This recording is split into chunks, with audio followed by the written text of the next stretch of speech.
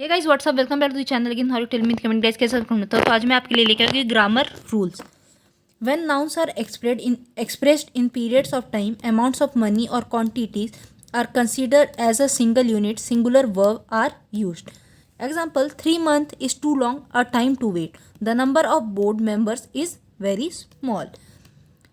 फिर उसके बाद after such expression as one half of two thirds of a part of a majority of, तो इसमें हमें क्या दिख रहा है, one half of two thirds of a part of a majority of a uses a singular verb if a singular verb noun follows them of a part of the office is closed two third of the mailing list has been typed be use a plural when plural nouns follows them of part of the walls are to be painted two-thirds of the workers lives in the sub areas.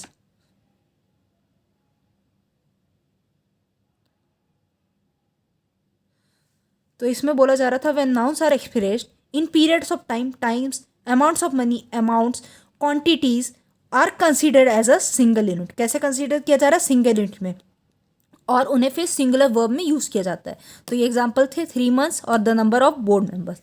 फिर ये after such expression कैसे आते हैं, one of, third, two third of, a part of, a majority of, कैसे आते हैं expression, इन तरीक़ों से.